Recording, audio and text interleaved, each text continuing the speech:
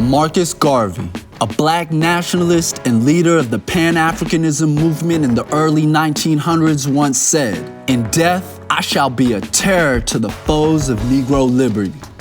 Elements of Garvey's beliefs and activism, which were embraced by millions of followers, were absorbed by several black activist groups and movements, such as the Black Panther Party, Rastafarians, and the Nation of Islam, among others.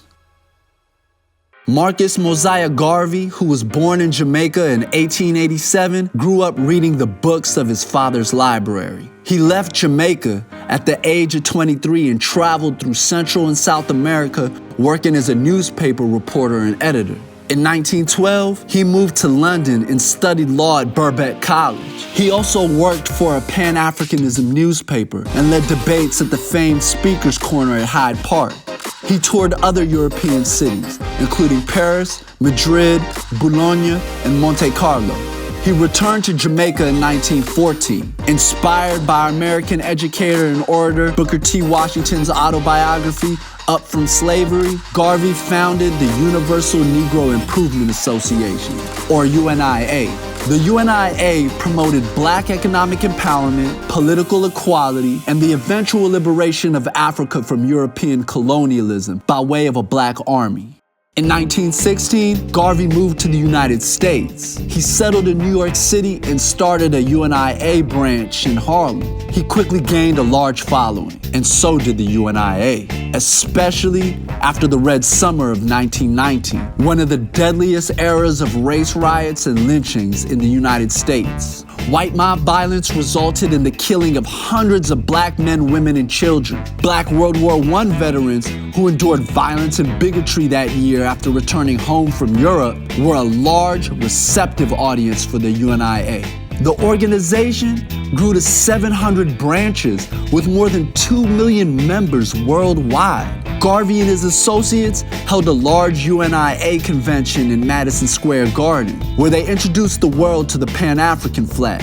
Red stood for the blood shed by Africans. Black represented the people of African descent. And green stood for Africa's natural fertility and growth. Garvey also launched the Negro Factories Corporation and opened a chain of restaurants and hotels, urging Africans to buy black. His newspaper, Negro World, had a circulation of more than 200,000 on 4 continents and was published in English, Spanish, and French. He and his associates also established the Black Star Line Steamship Company. The BSL purchased 3 ships in hopes of beginning an African redemption program to Liberia. They wanted to establish a nation in the West African country for those who were born into slavery or were the descendants of enslaved people. But many believe Garvey's downfall began when he decided to meet with the leader of the Ku Klux Klan, Edward Young Clark, in 1922. Garvey actually shared the segregationist views of the Klan, as he sought a separate state for those of the African diaspora.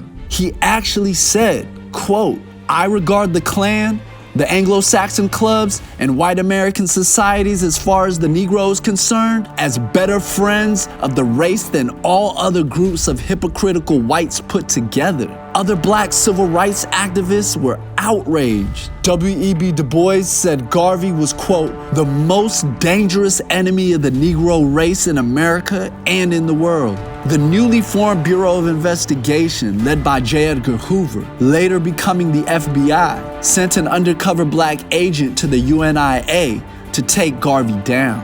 Garvey was detained on mail fraud charges for selling stocks in a ship that the BSL hadn't purchased yet. He was imprisoned in 1925 and sentenced to a maximum of 5 years at the federal penitentiary in Atlanta. Garvey's talks with the Liberian government to grant land for his Back to Africa program fell through. No BSL vessel ever reached the African continent. After 2 years in prison, Garvey was granted an early pardon by President Calvin Coolidge and was deported back to Jamaica in 1927. In Jamaica, he established the nation's first modern political organization, the People's Political Party, focusing on workers' rights and the poor.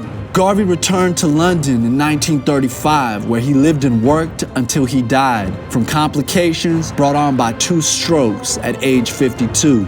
His body was later exhumed and buried beneath the Marcus Garvey Memorial at National Heroes Park in Kingston as Jamaica's first national hero.